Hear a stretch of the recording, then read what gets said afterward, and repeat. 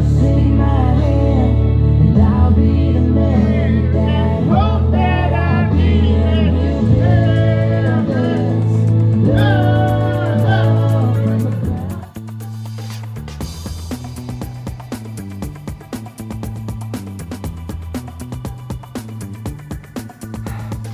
Hey there, thanks for tuning in. This is Torgo of Torgo Entertainment. Welcome back to the channel. Welcome back to another gig log. We are still quite deep into wedding season.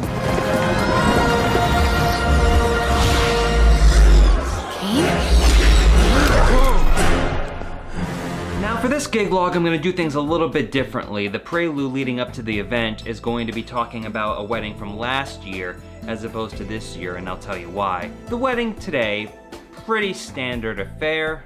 We have Hannah and Zach's wedding.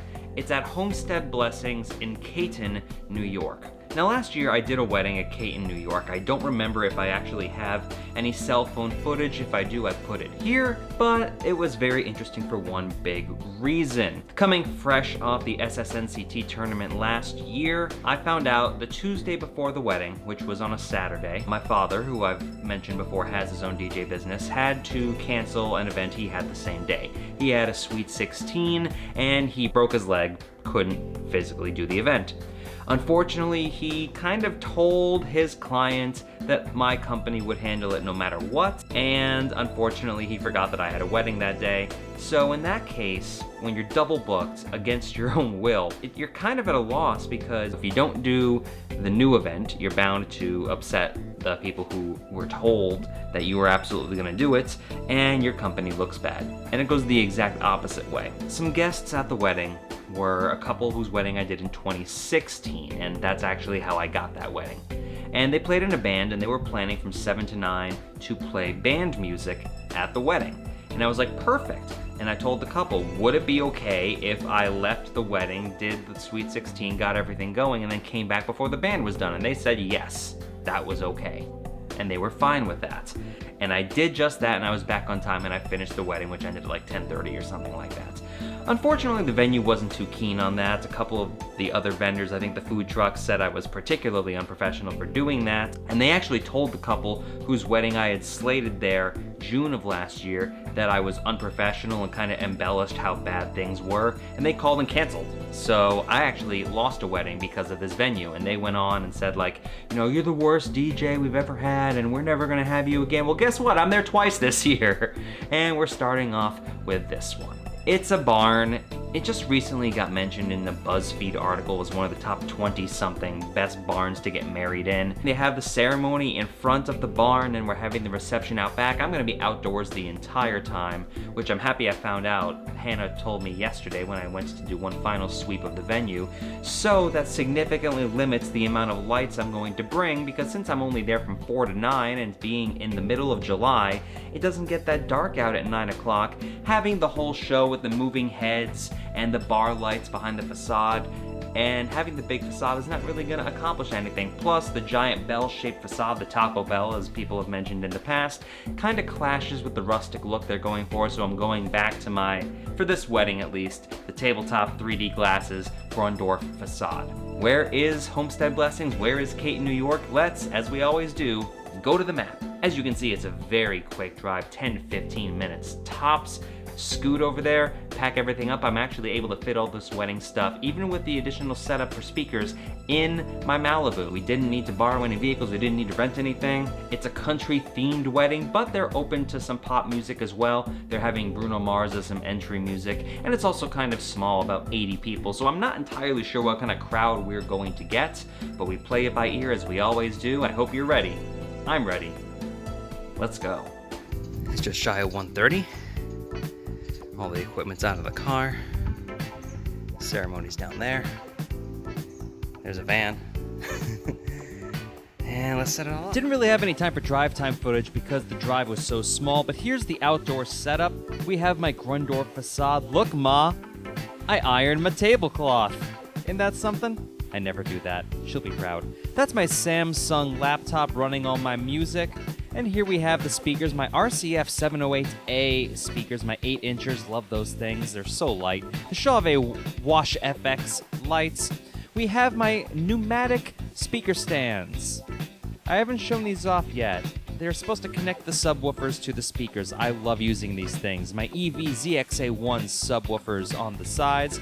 Yes, I'm going to move the clothes. I'm just hanging my my suit up because it's like 95 degrees right now, and I don't feel like doing all this work in the suit. That's my camera tripod, my mic stand, essentials, nothing terribly exciting. My Audio-Technica headphones. There is the Pioneer DDJ SX2 mixing board. Everybody knows this thing.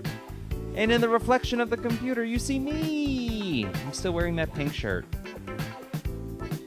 There's that anti-fatigue mat. Let me tell you what, today it comes in handy when you're standing on concrete. Huge difference. I'm still in the process of doing some cleanup with the cables, so don't at me for my cable management.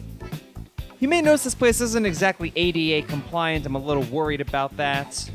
You could trip pretty easily. Here's the inner portion of the barn. The reception takes place here. Not terribly large. I think you can squeeze 100 in here if you're so inclined. I was in the corner last year, but they just recently redid this whole outdoor portion. Get a nice view of the rafters. Chandelier. It's a pretty nice venue if you're into that barn kind of thing. And down these rocky steps, we are going to show where I have the ceremony set up. Just watch my step here. You can see it. There it is. Now, if you've seen a ceremony set up before in some of these past gig logs, this will look very familiar for you.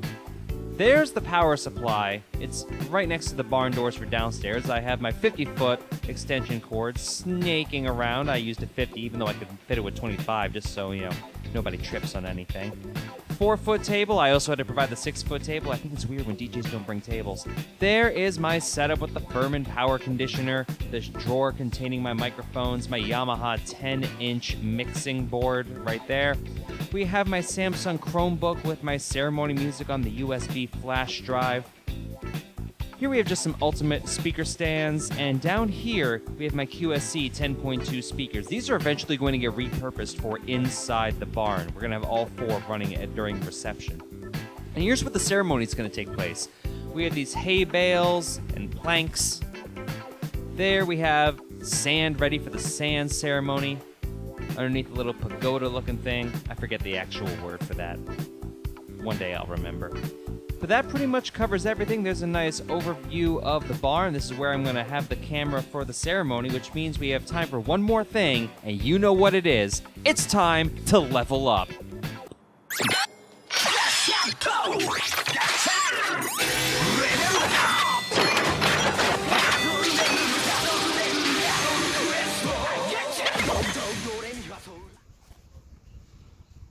Let's go.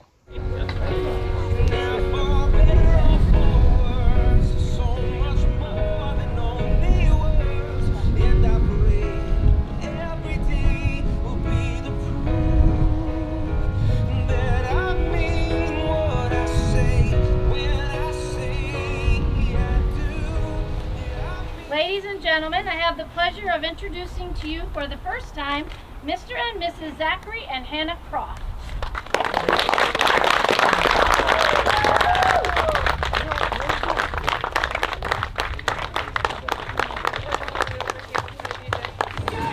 The reason why we are all gathered here today, please scream up to the rafters, make as much noise as you can for your newlyweds, the couple of the day, Mr. and Mrs. Croft. Give it up for them.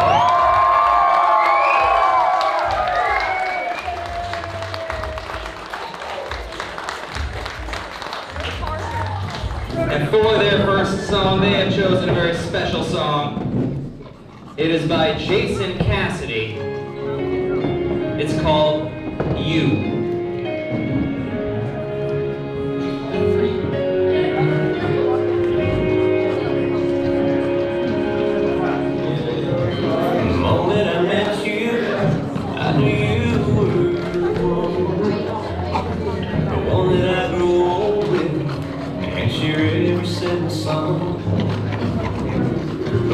Share my hopes and dreams and build my life from home.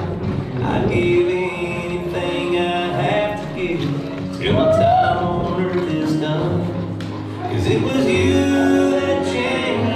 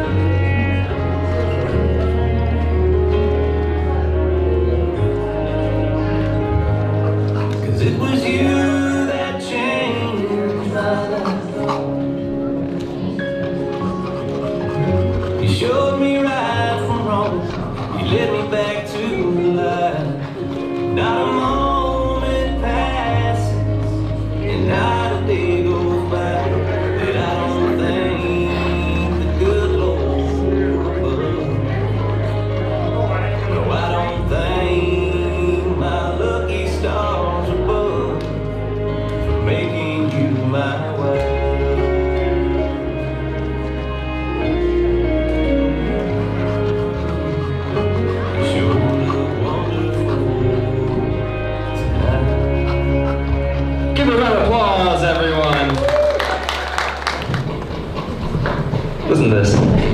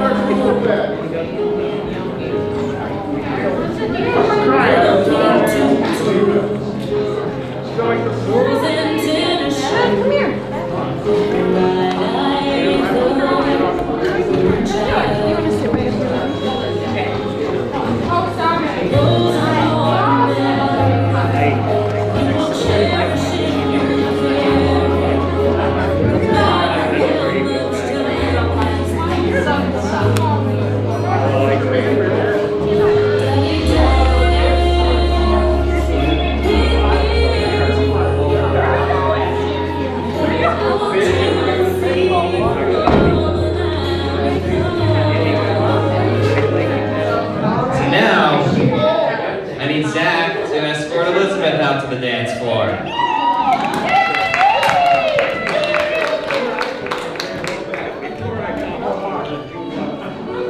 This is Gary Allen.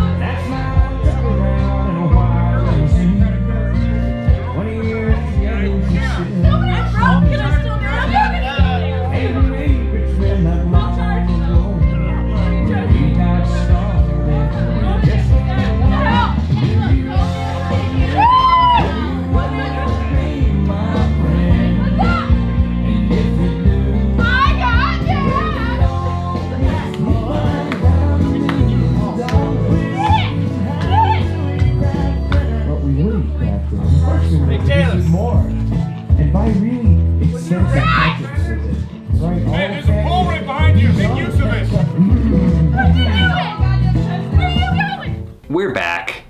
The afternoon after. Have you ever had an event where pretty much everything goes wrong but is out of your control anyway? That was yesterday. First off, I want to mention that I talked to the staff of Homestead Blessings before anything even began, and we got everything straightened out. We're cool. Apparently it was just miscommunication on top of miscommunication on their end, and whatever, it's done with. We're okay. No problems there. First off, I've never done a wedding before where the best man got arrested on the way to the wedding. He got caught driving without a license. I'm not sure how. He did end up making it to the wedding on time, but that caused a whole bevy of issues. Secondly, the grandmother of the groom had to be escorted there, but you know, shuttle bus from some medical service had to get her there. Normally fine, except the bus was late picking her up and got lost on the way there, so we had to wait 45 minutes on top of when we were supposed to go. I actually had to make an announcement to everybody waiting, just so they weren't sitting outside in the sun for that long. Just a quick update as to what's going on. We are obviously waiting for the cab service to bring Zach's grandmother over. It's gonna be about another 20 minutes. As it turns out, they got a late start. So what we're going to do is, if you want to wait in the shade and not have the sun on you the whole time, we're gonna close that door so you can't see Hannah. So if you want to go stand over there in the shade, you're more than welcome to. And sorry for the delay, but it's just going to be about 20 more minutes, and that's going to be the plan.